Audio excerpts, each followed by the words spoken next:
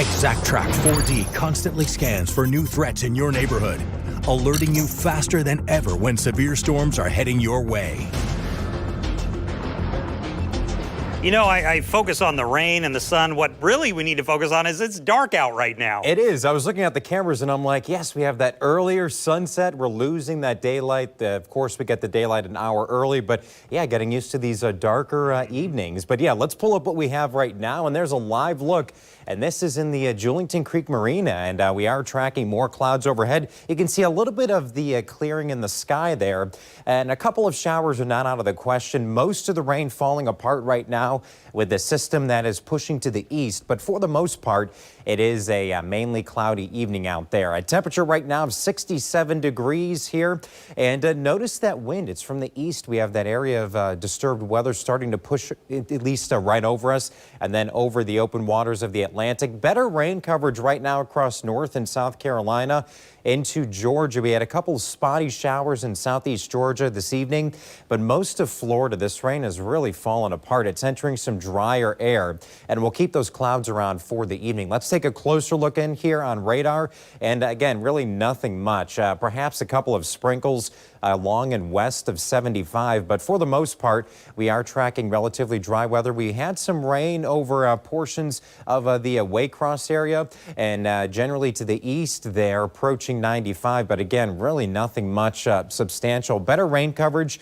generally across Savannah up into South Carolina, across Charleston, and points to the north there. That's where most of the rain will fall with the system. So if you are heading out, at least over the next couple of hours, temperatures are quite comfortable out there. We're near 70, although you do want to bundle up. We are starting to cool down a bit more, and we'll start to enter that cooler range with our temperature over the next couple of hours. We'll be back eventually into the 50s.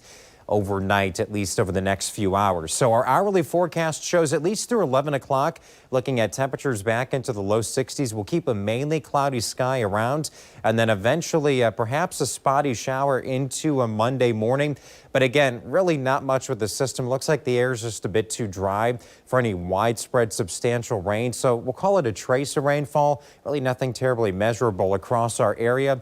Monday will start out with some clouds, and then into the afternoon, we'll be looking at more sunshine around. And because we have the clouds overhead, think of those like a blanket. That actually keeps some of that energy in the lower levels of the atmosphere, and that's why temperatures are a bit more mild compared to the past couple of nights. We do have 48 in Waycross tonight, 49 in McClenny, 49 in Lake City, closer to the metro points east.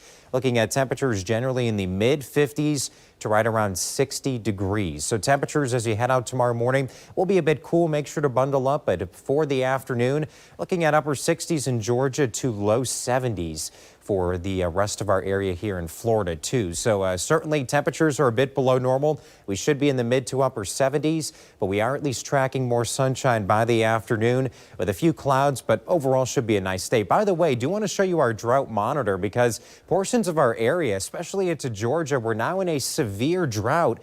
We need the rain, and do we have any in the forecast over the upcoming week?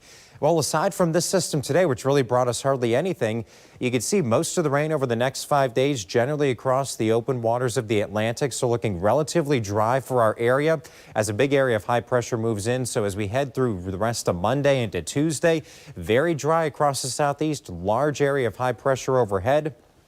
Even into Tuesday, and that continues through Wednesday and also Thursday. We'll start to get a southerly wind as well, and that'll bring temperatures up over the upcoming week. So our 7-day forecast shows highs on Monday near 70, low 70s on Tuesday, and we stay dry for the rest of the week. We'll have temperatures near 80 by the end of the week with overnight lows near 60.